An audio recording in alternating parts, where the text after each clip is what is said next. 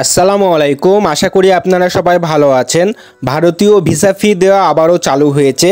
আমরা জানি যে ভারতীয় ভিসা ফি দেওয়া অনেক দিন ধরে বন্ধ ছিল। আজকে থেকে একটু আগে থেকে ভারতীয় ভিসা ফি দেওয়া চালু হয়ে গেছে এবং শুধুমাত্র medical visa, double entry visa এবং স্টুডেন্ট ভিসা স্লট ওপেন করে দিয়েছে। অর্থাৎ আপনারা ভিসা আবেদন করে ভিসা ফি দিতে পারবেন এবং আগামীকাল 3 সেপ্টেম্বর থেকে ভিসা আবেদন আইভ্যাক সেন্টারগুলোতে জমা দিতে পারবেন।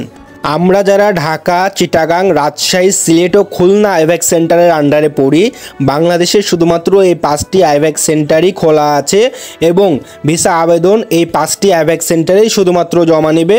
শুধুমাত্র medical visa, double entry visa এবং স্টুডেন্ট ভিসা জমা নেবে।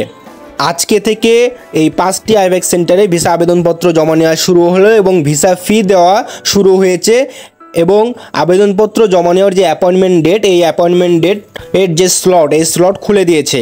আমি ঢাকা এবং রাজশাহী আইভ্যাক সেন্টারের অ্যাপয়েন্টমেন্ট ডেটের যে স্লট, এই স্লটগুলো আমি চেক করেছি।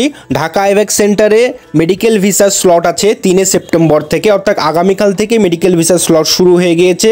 এছাড়াও আছে ডবল এন্ট্রি ভিসার স্লট, এছাড়াও আছে স্টুডেন্ট ভিসার স্লট। তো আমরা যাদের যাদের ভিসা জরুরি দরকার তারা ভিসা আবেদনপত্র পূরণ করার পরে ভিসা ফি দিয়ে যে কোনো আমাদের সুবিধাজনক স্লট বুক করে নেব এবং সাথে সাথে ঢাকা আইভ্যাক সেন্টারে ফাইলগুলো গিয়ে জমা দিয়ে আসবো। মনে রাখবেন যে 4-5টি ডেটের স্লট শুধুমাত্র খুলেছে, বেশি স্লট কিন্তু খুলেনি। আমি আপনাকে স্ক্রিনে দেখাচ্ছি।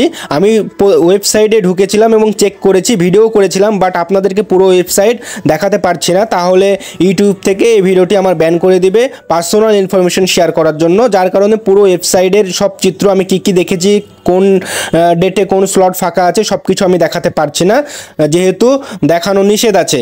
তো দেখুন, আমি ঢাকা আইভ্যাক সেন্টারের মেডিকেল ভিসা, স্টুডেন্ট ভিসা এবং ডবল এন্ট্রি ভিসা স্লট দেখেছি। আগামীকাল থেকে এই 3 ক্যাটাগরির যে ভিসা, এই ভিসার যে আবেদনপত্র জমা নেওয়া শুরু হবে আগামীকাল থেকেই এবং 10টা থেকে 11টা পর্যন্ত জমা নেওয়া হবে। এই 1 ঘন্টার মধ্যে এই 3 ক্যাটাগরির ভিসা জমা নেওয়া হবে এবং খুবই অল্প সংখ্যক হয়তোবা স্লট ছেড়েছে। আপনাদের যাদের যাদের জরুরি দরকার, আপনারা আবেদনপত্র ক্লিয়ার করে খুব দ্রুত অ্যাপয়েন্টমেন্ট স্লটগুলো বুক করুন। রাজশাহী আইভ্যাক সেন্টারে যেটা চেক করলাম, রাজশাহী আইভ্যাক সেন্টারে মেডিকেল ভিসার স্লট অলরেডি শেষ হয়ে গেছে। মেডিকেল ভিসার কোনো স্লটই আমি পাইনি আমি যখন চেক করেছি এবং ডবল এন্ট্রি ভিসার স্লট ছিল বেশ কিছু, এরপরে ছিল স্টুডেন্ট ভিসার স্লট। তা বাদে রাজশাহী আইভ্যাক সেন্টারে সবগুলো স্লট শেষ হয়ে গিয়েছিলো।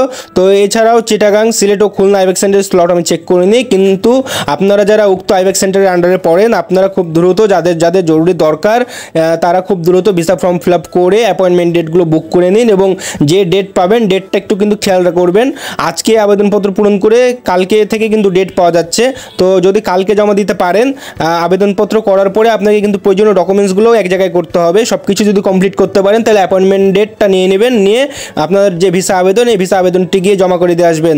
তো যাদের যাদের জরুরি দরকার তারা শুধুমাত্র ভিসা ফর্ম ফিল আপ করেন, যাদের দরকার নাই আপাতত এই ভিড়ের মধ্যে ঠেলাঠেলি করার দরকার নাই। শুধু যাদের ক্যান্সার সমস্যা, কার্ডিয়াক সমস্যা, সার্জারি পেশেন্ট, এদেরকে একটু সুযোগ দিন, কারণ স্লট বেশি ছাড়েনি। আপনারা যাদের সমস্যা না বেশি ইন্ডিয়া যাওয়া, তারাই যদি এখনই স্লট বুক করে সব স্লট শেষ করে দেয়, তাহলে যাদের কিন্তু অতি জরুরি দরকার তারা কিন্তু এটা স্লট কিন্তু বুকিং করতে পারবে না।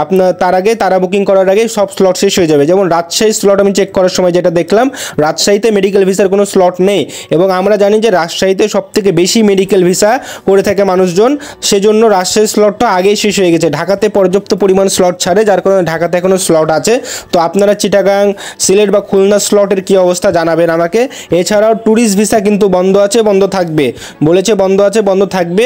তো যদি এই যে স্বল্প পরিসরে যেভাবে ভিসা কার্যক্রম চালু করছে, যদি এই কার্যক্রমগুলো সফল হয়, ইনশাল্লাহ আস্তে আস্তে ট্যুরিস্ট ভিসাও খুলে দিবে। তো সবাইকে ধন্যবাদ সম্পূর্ণ ভিডিওটি দেখার জন্য। সবাই ভালো থাকবেন, সুস্থ থাকবেন। আসসালামু আলাইকুম।